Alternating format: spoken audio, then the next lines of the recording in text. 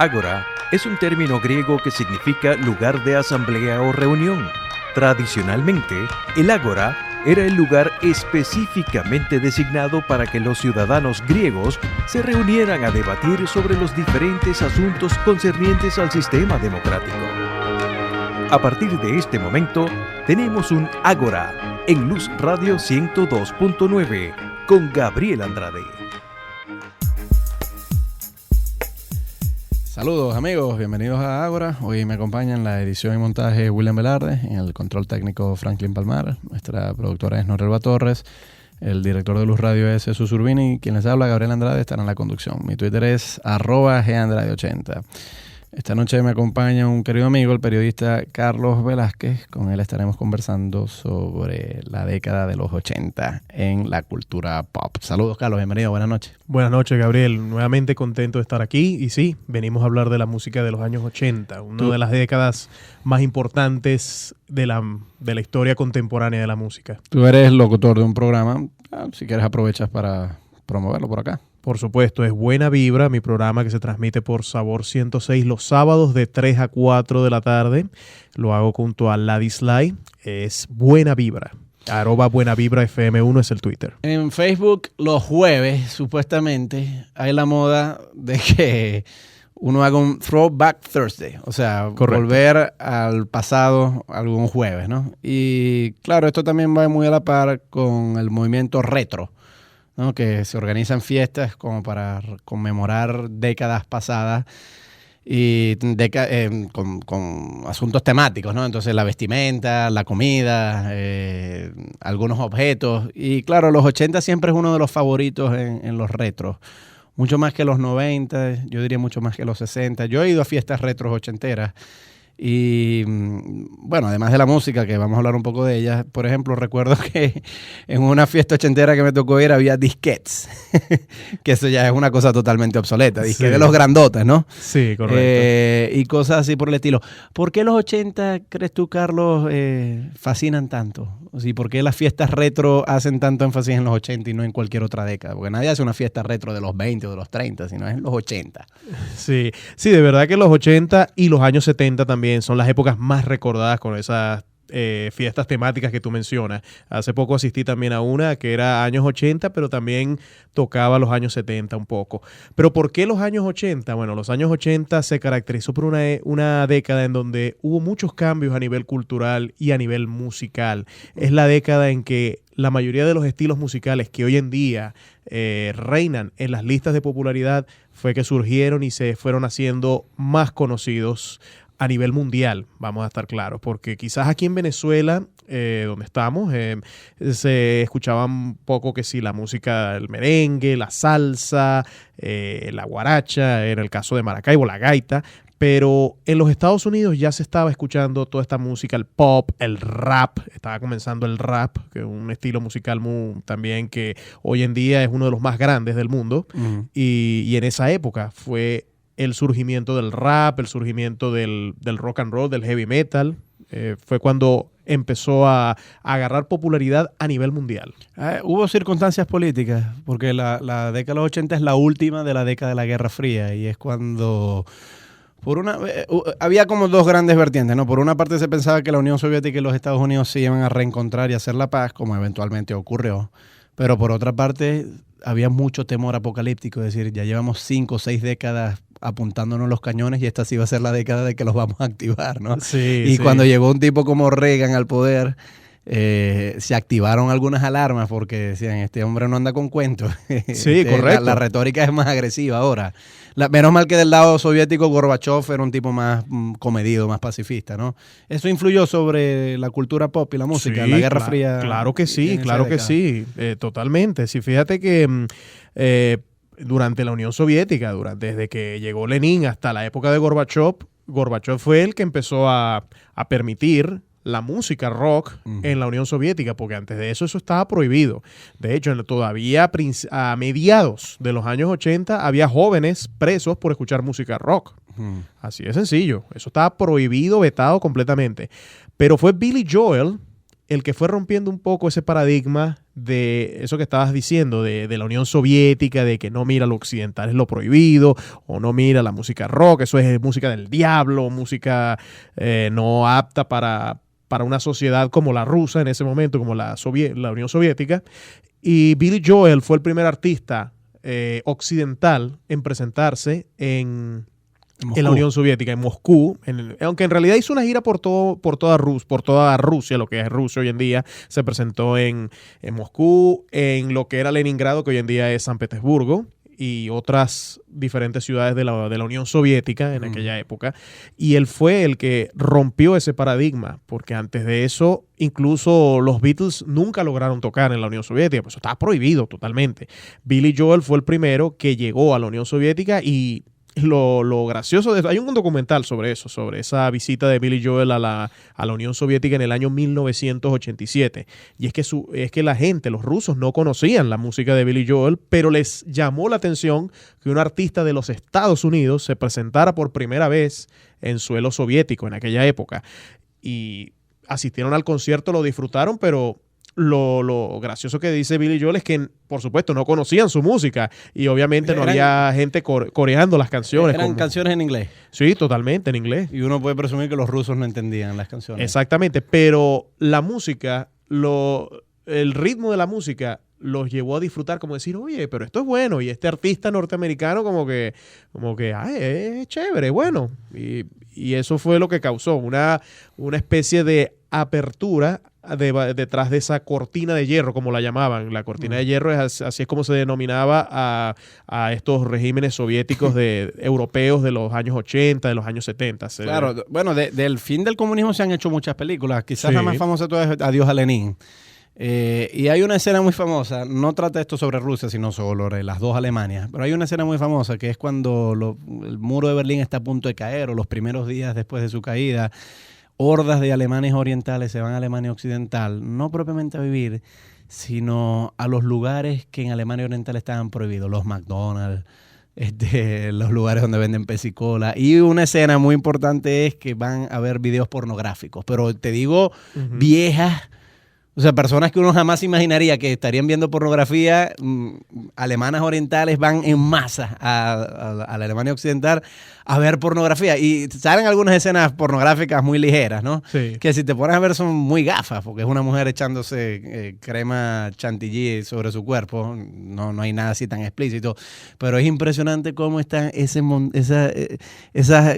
grupo de alemanes orientales viendo eso como, bueno, como embobados, ¿no? Como diciendo, vértale, tantas décadas que no pudimos ver esto y finalmente lo estamos viendo. Supongo que para la Europa Oriental los 80 fue una década de destape. Sí, de destape. Sí. Totalmente. Con toda esa represión. Claro. Igual con Alemania, como lo acabas de mencionar, la Alemania cuando vino la caída del muro de Berlín, lo que significó el fin del muro de Berlín fue precisamente un concierto que se hizo en el que estuvo la gente de Scorpions, estuvo Roger Waters de Pink Floyd, estuvieron todos esos grandes artistas del rock y se presentaron justo en una de los tantos sitios donde estaba. Aunque, bueno, yo recientemente fui a Berlín y todavía hay partes que quedan del muro de Berlín, solo que ya queda como un recuerdo. Claro. Bueno, vamos a ir a escuchar de Billy Joel una canción que se llama We Didn't Start the Fire, que no comenzamos el fuego, precisamente porque lo has mencionado y es tan importante. @Geandrade80 es mi Twitter. Yo converso con Carlos Velázquez sobre la cultura pop en los años 80.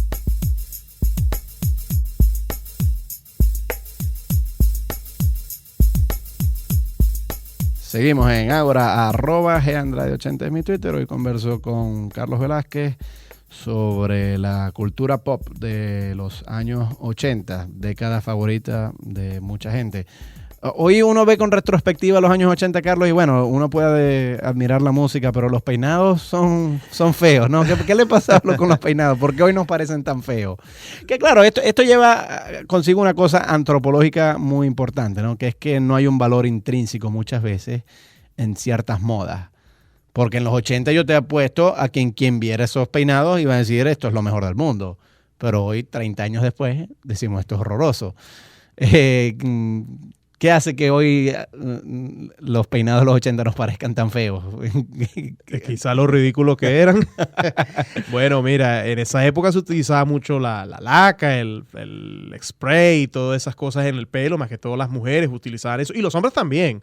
Pues, también un peinado que se hizo muy famoso en los años 80 fue el famoso mullet, que es más o menos el pelo corto por aquí arriba, pero largo, una melena más o menos larga, no tan larga, pero que te llega por el cuello. Ese es el famoso mullet, pues ahí en internet lo pueden conseguir. No, pero yo en Maracaibo todavía los veo. Y sobre todo, en particular, miembros de la comunidad colombiana. Yo no sé por qué a los colombianos de Maracaibo les gusta tanto ese peinado del mole. O sea, uno ve, por ejemplo, los que tocan acordeón, los acordeoneros, bueno, y sobre todo aquí en Maracaibo casi todos tienen ese peinado. Bueno, es que ese peinado lo utilizaba el fallecido Rafael Orozco. Ajá, sí, exactamente. Que nos estamos un poquito desviando, nos estamos hablando de vallenato. Bueno, pero Rafael Orozco es ochentero también. Es Alguna influencia debió haber recibido de esos grupos de la cultura pop, ¿no? Por supuesto. Aparte que él falleció en el año 92, él era todavía muy años 80. Claro. Recuérdate que una década empieza a establecer sus parámetros y sus modas es cuando ya está por más o menos mediados. Ya por lo menos ahorita que estamos en el año 2015, nosotros podemos determinar cuál es la moda de esta década 2010-2020.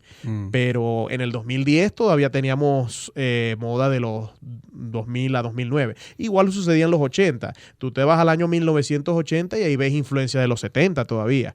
Pero ya el año 89, ya los 80 están completamente definidos. Eso sucede en cualquier década de la historia de la humanidad. Claro. En los 80 hubo una tragedia en África. Bueno, hubo muchas tragedias en África. De hecho, África no ha salido de sus tragedias. O sea, ahorita mientras estamos hablando hay tragedias también en Congo. Por ejemplo, hay una terrible guerra civil ahorita en este mismo momento que estamos hablando. Pero en los 80 quizás el país de África que más atención captó fue Etiopía, ¿no? Por una tremenda hambruna. Y se hizo un concierto en su honor.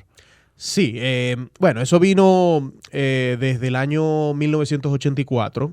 Todo comenzó por un documental que precisamente pasó, si no me equivoco, fue o CNN o la BBC de Londres. Y este cantante británico llamado Bob Geldof observó ese documental y quedó muy impactado, quedó sentido sobre la hambruna en África. Exacto, sobre la hambruna en África, que veía a esos niños tan hambrientos, prácticamente desnutridos, y eso le dio mucho dolor y mucho sentimiento a Bob Geldof. Y él decidió hacer algo por esos niños de África. Él dijo, no, mira, yo tengo que hacer algo. Y bueno, antes de ese concierto, que ya te lo voy a mencionar, que fue el Live Aid, primero vino Bob Geldof y reunió primero a varios artistas británicos. Empezó con los artistas británicos e hicieron un tema de Navidad llamado Do They Know It's Christmas? Ellos sabrán que es Navidad, refiriéndose a los niños pobres del África que a lo mejor por cuestiones religiosas, por cuestiones de tanta pobreza no saben o no sabían en aquel momento lo que era la Navidad. Hicieron este tema. Y la contraparte norteamericana, que fue precisamente Michael Jackson y Lionel Richie, decidieron hacer el tema We Are the World. Este tema We Are the World, que bueno, más adelante lo vamos a escuchar. No, lo escucharemos ahorita cuando ahorita lo vamos a escuchar. We Are the World fue grabado también en respuesta a esos niños del África que de verdad que estaban pasando por una situación de pobreza extrema, una pobreza que, bueno, esperemos que nadie en este momento la esté pasando, que sabemos que mucha gente la está pasando, pero una cosa demasiado horrible y espantosa. Y este tema vino precisamente para donar todo el dinero que se hiciera con este tema, iba a dar al África. Sé que gran parte de... Pero se hizo un concierto... Sí, a eso voy. A eso voy. Primero vino el tema, esos dos temas, Do They Know It's Christmas? Y después vino We Are the World. We Are the World, no somos el mundo. Esa fue la parte norteamericana, mientras que la parte británica hizo el tema de Navidad. También después hubo un tema canadiense, con artistas canadienses. Después vino un tema de heavy metal, que lo organizó Ronnie James Dio y también hacía el mismo estilo de We Are the World, tanto así que grabaron en el mismo estudio que se grabó We Are the World. Ahí lo que se trató fue de que todos los artistas que participaban ahí dejaran, la regla era esta: deja tu ego en la puerta. Aquí olvídate que eres una estrella, aquí simplemente eres un cantante que va a dar su voz para lograr recaudar fondos para los niños del África. Después del éxito de estas dos canciones, es que este artista británico Bob Geldof decide hacer el Live Aid, que iba a ser fue un concierto multitudinario, realizado por una parte en Londres, Inglaterra, y en Estados Unidos fue realizado en Filadelfia. Eran simultáneos. Eran simultáneos. De hecho, hay una anécdota. O sea, el mismo día, a la misma hora. El mismo día, bueno, la misma hora no tanto porque obviamente por las diferencias de horario. El de Londres se terminó ya cuando era de noche en Londres y después vía satélite se fue a Filadelfia y ya a Filadelfia se terminó el concierto. De hecho, la canción que cierra el concierto en Londres es Do They Know It's Christmas y la que cierra el concierto en Filadelfia fue precisamente We Are the World. Y ahí estuvieron muchos artistas. Bueno, mira, sí, entre eso estoy recordando en We Are the World, Stevie Wonder estuvo ahí, ¿verdad? Stevie Wonder, sí, Stevie Wonder estuvo ahí. Tú sabes que a esta canción We Are the World hay gente que le tiene la guerra montada porque la ve como muy hipócrita. Sí. Y muy sentimentalista, además. Sí, porque exacto. si te pones a ver, bueno, es estilo Michael Jackson estuvo en esto también, ¿no? Sí, Michael Jackson y Lionel Richie fueron los compositores. Bueno, Lionel de este Richie tema. no tanto, a él lo podemos exonerar un poco, pero a Michael Jackson la gente lo ve como, bueno, el freak que era, pues, el yaco, ¿no? Y lo ven como muy hipócrita y muy sentimentalista. Las canciones, Michael Jackson era un tipo con problemas sentimentales, ¿no? Y que quería ser niño y tal. Y muchos ven en esta canción un cierto reflejo de esto y también muy hipócrita porque, bueno, tú puedes organizar plata, pero vamos a estar claros, muchos de estos también se catapultaron a la fama. Que algunos ya la tenían, pero eso los levantó aún más. Yo no sé si aprovechándose de la hambruna, no sería responsable de mí decir eso, pero muy conveniamente les vino en el momento justo para poder surgir.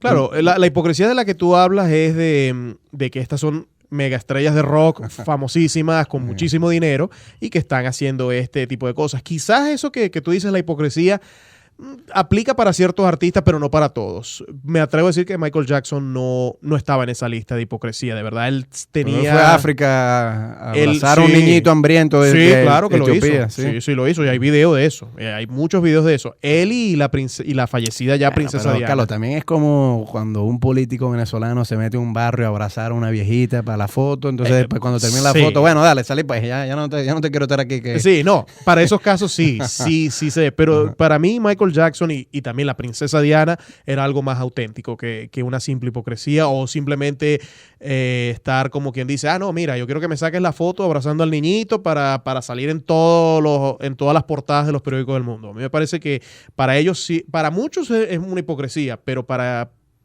mí el gesto este de Michael Jackson era muy auténtico. Ahí se recaudó el dinero.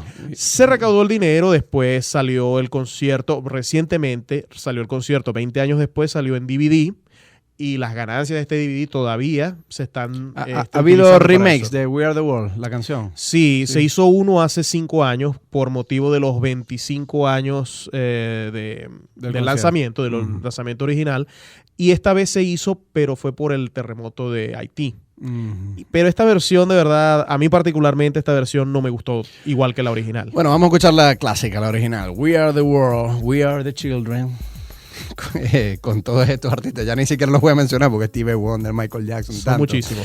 @GAndrade80 es mi Twitter y converso con Carlos Velázquez.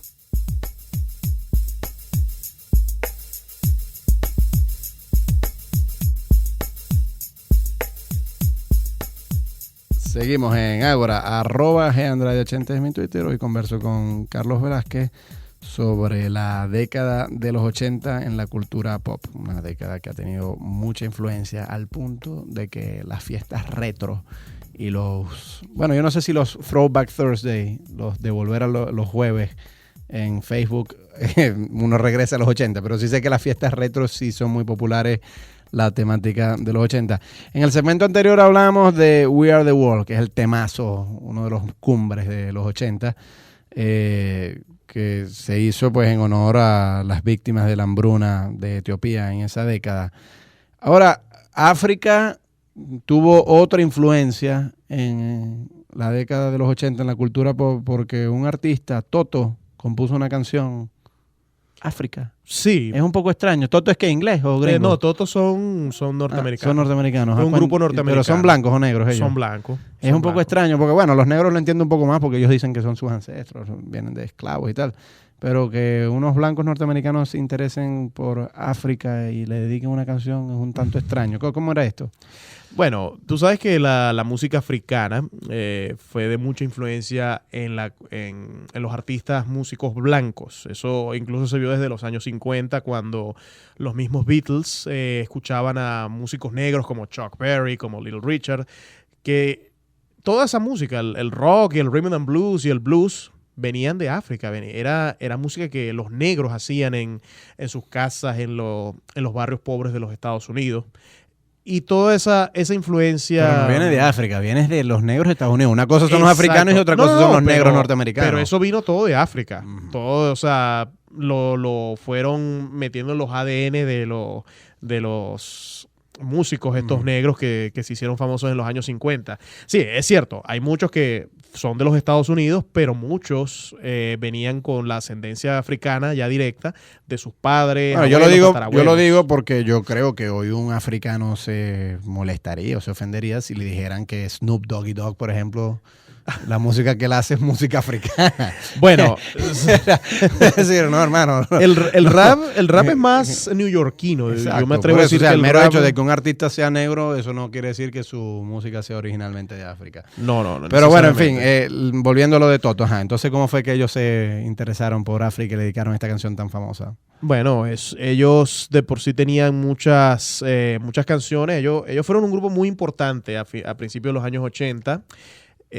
Primero que tenían unas voces increíbles. No solamente el cantante Bobby Kimball era el que cantaba, también el guitarrista Steve Lukather, un excelente guitarrista. Es uno de los que hace la voz más baja en esta canción. Ahorita la que la vamos a escuchar se van a dar cuenta que es así. Y esta canción, África, que casualidad, aquí tengo la fecha exacta en que fue número 1 en los Estados Unidos, porque tengo que recordarles a todos los que nos están escuchando, Gabriel, que todas las canciones que estamos escuchando el día de hoy, las canciones que estamos escuchando fueron número 1 en los Estados Unidos. África de Toto llegó exactamente el 5 de febrero de 1983. Una época importante porque venía también MTV. MTV saliendo. MTV es ochentero. MTV salió en 1981 y esta fue una de las canciones emblemáticas de MTV de esa época. MTV fue precisamente el que ayudó a popularizar totalmente esta música y estos estilos. Los 80 es el origen también de los videos de música. En los 70 no había todavía. No, sí, en los años 70 fue que nació los videos musicales. Los videos musicales, el primer video musical de la historia es de Queen, Rapsodia Bohemia, que de hecho recientemente cumplió 40 años de existencia, Rapsodia Bohemia, una de las canciones más importantes de la historia de Queen. Ese fue el primer video musical hecho con la idea de que se está haciendo un video musical. Porque mucha gente dirá, mira, pero los Beatles hicieron muchísimos videos, pero no eran hechos como videos, eran hechos como películas promocionales de tal canción, más no existía el término ese video musical. El video musical viene a nacer en el año 1975, hace 40 años ya, con Rapsodia Bohemia de Queen. Y fíjate, bueno, volviendo un poco al tema de África, sí. La idea inicial de esta canción vino del baterista David Paik.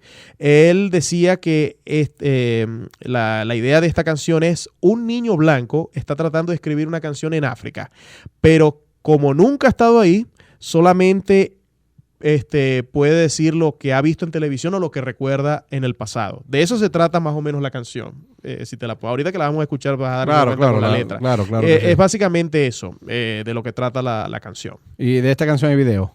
Sí, claro. Es un video famoso, un video ya... Tú lo ves y dirás, sí, es años 80 porque ya se ve la imagen un poco no, pero ya... en los 80 hubo tremendos videos. Sí. Yo que no soy un gran aficionado de la cultura pop, yo te traigo porque tú eres el experto. Yo lo que hago es hacer preguntas porque mi conocimiento es muy superficial. Pero yo que no soy un aficionado, puedo decir que hay un video que a mí me deslumbra, que es el de unos hombres que él está como atraviesa una pared y se convierte en dibujo animado. Sí. Entonces luego regresa y se convierte en un ser humano de carne y hueso. ¿Qué video es ese? Ese video, el que estás diciendo, es el grupo Ajá. Ajá. Ajá, así se llama. Ajá, A-H-A. Ajá. Ellos son suecos, si no me equivoco, son europeos. Son suecos. Europeos. El tema se llama Take On Me. Ujú. Ese tema salió en el año 1985. Octubre de 1985 llegó al top Y de la marcó un hito popularidad. en la historia de los videos. En la supongo. historia de los videos, sí, completamente. De hecho, se ganó el mejor video del año en los MTV Video Music Awards, los premios MTV de aquella época, del año 1980. En el 86, porque la canción salió en el 85. Claro. En los años 80 también es la década en que surge el SIDA. Y eso supongo yo que habrá dejado alguna secuela en la cultura pop. Vamos a dejar eso para el segmento que viene, el impacto del SIDA en los años 80 y la cultura pop de esa década. Hoy converso con Carlos Velázquez, que es amplio conocedor de temas de cultura pop. @GAndrade80 es mi Twitter y escuchemos de Toto, África.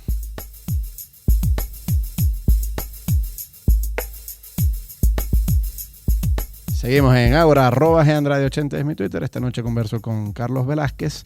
Él es periodista, amplio conocedor de temas de cultura pop y el tema que nos ocupa hoy es la década de los 80, fundamentalmente su música, pero bueno, también todo el impacto cultural que ella tuvo. Y habíamos dejado para este segmento la aparición de la epidemia del SIDA.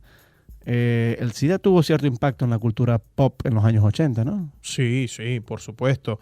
Más que todo en la parte de Nueva York y Los Ángeles, que eran las dos grandes élites o las dos grandes ciudades, metrópolis de la música. Generalmente todos los artistas, llámese pop, rock, heavy metal, country, rap, tenían que estar en una de estas dos ciudades, porque en estas dos ciudades es donde están los estudios de grabación más importantes de la música en los Estados Unidos. Y sí, el SIDA más que todo fue la repercusión social. El SIDA de verdad ha existido desde hace muchísimos años. Lo que pasa es que vino a impactar socialmente y culturalmente en los años 80 debido a la repentina muerte del actor Rock Hudson. No sé si lo recuerdan. Él murió en los 80. Él murió en 1985.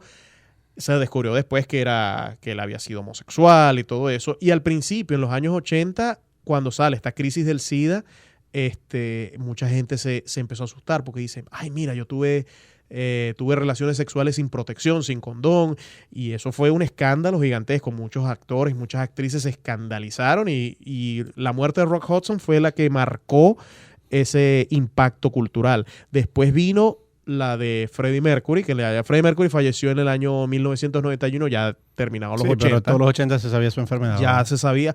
No, si supieras que él no lo vino a revelar sino hasta un día antes de morir, imagínate. Eso fue también algo que él mantuvo oculto, pero ya el círculo... Había rumor. Sí, no, el círculo es muy cercano a Queen y a Freddie Mercury, sabían perfectamente lo que estaba ocurriendo.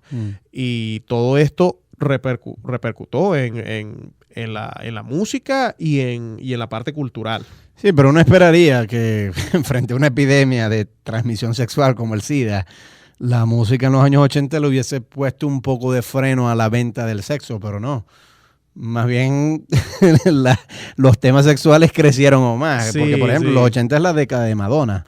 Sí, Madonna que fue... Y Madonna no es que le diga a la gente en sus canciones, hey, muchachos, conténganse, no tengan tanto sexo, ¿no? Sí. Todo lo contrario.